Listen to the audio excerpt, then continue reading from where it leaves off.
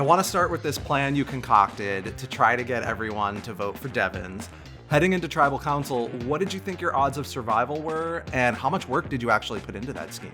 Yeah, the scheme was everything. The entire day was putting work into the scheme and trying to convince myself that maybe this has a greater than 2% chance of working. At some point, somebody did ask me, like, don't you think your shot in the dark has better odds, a 1 in 6 chance? And I remember thinking to myself, yeah, that's actually probably true.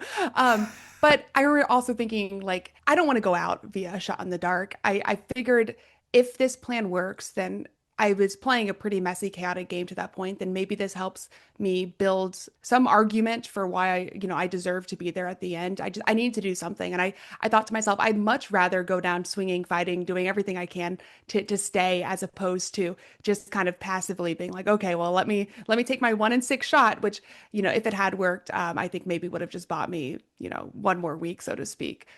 So I'm happy I tried, but I did not think the odds were good.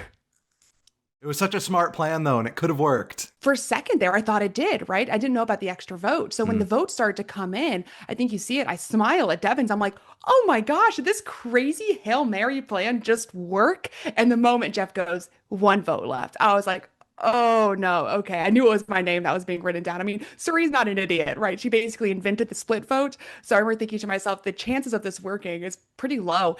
And the only way I justified it to myself was like, Suri was not eating anything. She was, for whatever reason, was not tolerating the rice. And I was like, hey, maybe her brain's shutting down. Maybe she's just one little slip up is all you need. But look, Suri's Suri. She's not going to slip up like that. Yeah, now I have a question about Suri. So at Tribal Council, you're telling Jeff that you regretted how you went out in 45, and you're saying that you fought hard, did everything you could. Do you think that maybe pushed her to use the extra vote, or do you think she was going to use it regardless? I think she was going to use it regardless. That's a great question, though. I don't actually know the answer to that. At the time, what I was doing was trying to make it seem to the jury, or not to the jury, excuse me, to Tiffany and Suri, like I was playing it up for this argument for Devins, right? So it's kind of like this two-layer thing that was happening where they thought that I was trying to pull one over on Devins to get him to play the idol for myself. So I needed to act like that was the case. So a lot of my commentary around Tribal was trying to like put on an act for them as if I was acting for Devins, which is a little bit of a mind F, if I'm honest with you. Yeah, totally. Now, looking back at some of these early moments in the game, you were spilling We don't secrets. have to. We don't have to. We can just ignore those. You were spilling secrets left and right. The Aubrey idol, the Christian idol, telling Ozzy about Mike coming after you. I have no memory of any of this. None of this happened, right? So the edit makes it look a little chaotic, but we know you're a smart player. So I'm wondering if you stand by those leaks or if there's any you view as mistakes. I don't know when I got like positioned as a smart player, strategic player. I think I was always a personality hire. I kind of feel like maybe if you're like not a pretty girl, they expect you to be a smart girl. Well, some of us aren't pretty and some of us are also just a little dumb. In this case, I really wish that I could say that this was like strategy on my part. The truth is, I think Christian said it really well when I have like foot and mouth syndrome.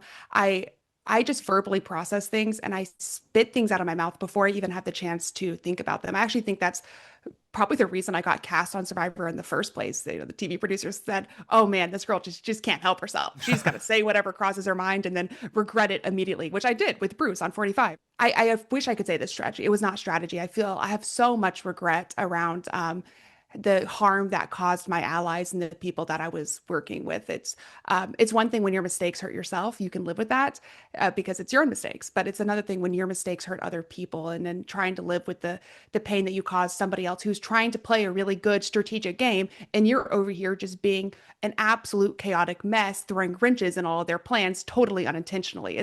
I hope people are able to laugh at it. I was yelling at the TV, being like, "God, Emily, please just shut up for once. Just shut up." It was a blast to watch. We were entertained. Let's segue to D. She told me in her exit that she would have blown up her own game to keep you in the game, keep you safe, get you to the win. Did you not feel that in the game? Like, how was your relationship with her in your mind?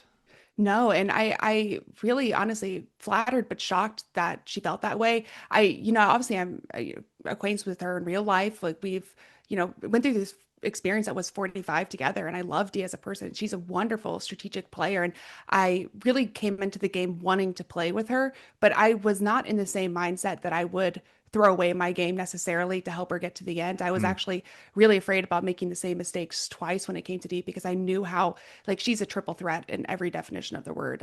She's an absolutely incredible player, and I was afraid about, getting D'd again, so to speak. But what happened with her vote out was not intentional. That and I was completely unaware that I had thrown her under the bus like that to Rizzo, until I was literally watching the show back. And I realized, like, indeed, being the really kind person that she is, never said anything to me over the course of the past year. Like, she was just, water under the bridge. It is what it is. What happened, happened. But no, that was not strategy on my part. I very much wanted to work with Dee. I don't know if I could have because some of my allies, like Rick and others, weren't sold on the idea of working with her. But I came into the merge wanting to at least work together for the extent that we could have. And I did not mean to do her dirty as much as I did her dirty. It's one of my biggest regrets, if not my biggest regret.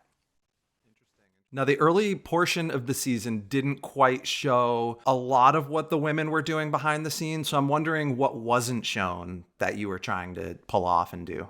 Yeah, unfortunately, I think we all saw a bit more of me in the earlier part than we wanted to, than I wanted to at least. So you actually, I think, I always say this about the edit. It's you don't capture everything, but what is captured, I think, is generally fairly accurate to what was going on. So what you saw with me, especially in the early portion, fairly accurate to what was going on. I think I was a bit of a mess. If I had to say there's one thing that wasn't captured, we had a very early, if not day one, day two alliance with myself, Christian, Rick, and Siri.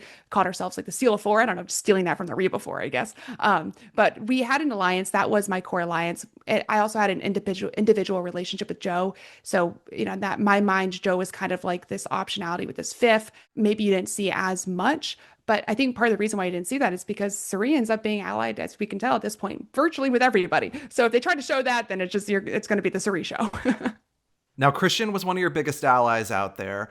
Were people aware in the game of your relationship with him outside the game? I know you guys have done a lot of like online games. Were they aware, and how much did that hurt you? Yes, very much so. It's out there, so I think it's fair for people to know that Christian and I know each other in real life. I did not expect to be on the same tribe as Christian, which was shocking, I think, for both of us. And I very much wanted to work with him because I've worked with him as we played, this game Blow in the Clock Tower together. It's been a total blast. And I felt like I had an understanding of who he is as a person, like how he operates and plays. And that obviously gives you a leg up on working with somebody. But that was out there virtually immediately. I remember Savannah came back from the first journey that she went on, and she was saying that even at that journey, I forget who it was, maybe it was Colby, was talking about how we know each other from this video game. So it was already being positioned from very early on that Christian and I were a tight pair. And I was afraid of that perception to an extent, but there was very little I could do about it because we just kept getting tribe swapped together and then going to councils. So at this point, I was like, people knew that we were working together. That was just out there in the open, which is obviously why I was left out of the Christian vote. Nobody would have clued me in on that. Now, there's this clip of Billie Eilish circulating around the internet. Have you seen that clip? No, you're actually the second person to ask me about it. And I've been, I've been avoiding the internet for maybe obvious reasons. But tell me about this clip. It's a Billie Eilish idol. So basically, like, I wrote a letter to the contestants being like, here's your secret idol. She didn't really seem to know like what was actually happening with the boomerang idol. But you haven't seen the clip. I mean, yeah, I was going to ask for your reaction, but. Well, I'll tell you what, that is mildly devastating because, man, that boomerang idol was just like the talk of the town, of course. And, it's disappointing that to this point, like, we haven't really play out the way that I think it was designed to play out. But one of the more interesting things about that idol design was that it could not be transferred. It was non-transferable. You could only play it on yourself. And that's part of the reason why I came up with the plan that Devins could play his idol on me, was trying to sell it to them that it's the only idol in the show so far that can be played on somebody other than yourself. And if Rick is trying to make a big move, this is his big flashy move to make because nobody else can do it. So I think it added an interesting dynamic. Now, with the players left in the game, who would have been your ideal final three had you survived this vote? Man, you tell me. I at this point in the show, I was thinking to myself, I was very worried. I was positioning myself to be a no vote finalist, that I was going to get taken to the end. And I didn't really see necessarily the most realistic path to winning for myself. If the plan against Suri worked, maybe that builds up some win equity for me, given the fact that Suri was so closely ingrained with so many people on the cast. But I remember thinking to myself, you just have to judge how the jury is feeling. It's not about like necessarily how you feel. You have to decide how the votes are going to go. There's still so much game left to play. You still don't know everybody who's on the jury. But at this point in the show, if I had not been voted off, I remember thinking to myself, I wasn't sure if Joe and Rizzo necessarily had the most respect. Obviously, I was unaware of a lot of what was going on behind the scenes with both of those players. They had their own relationships, own alliances that were blind to me at the time. But based off of what limited information I knew at the time, I remember thinking to myself, maybe that combination, I have a more differentiated game versus them. Maybe that results in it. But obviously, watching it back, especially Rizzo, for instance, has a lot more going on, I think, than the impression was at the time. But yeah, old school players, it's hard. It's a hard pitch to, be a new era person arguing for why somebody like Coach should give you your vote, right? Now, I asked you this after your exit in 45, whether you would play again. And at the time you were like, nope, I'm done. I'm good. But here you are. I'm talking to you again. So I'm going to ask again, will we see Emily Flippen in Fiji for a third go? Yeah, maybe I live at 500 Hypocrite Lane in Fiji or whatever. What did Siri call it? Maybe I'm that 500 Hypocrite, Hypocrite Hill. Hypocrite Hill. There we go. Yeah. I was lying to myself, not just everybody else, I swear. I said this 45 and I know that I ended up doing the exact opposite, but I genuinely, I'm happy I tried on 50. I'm so thankful to have gotten the opportunity. It was a once in a lifetime experience.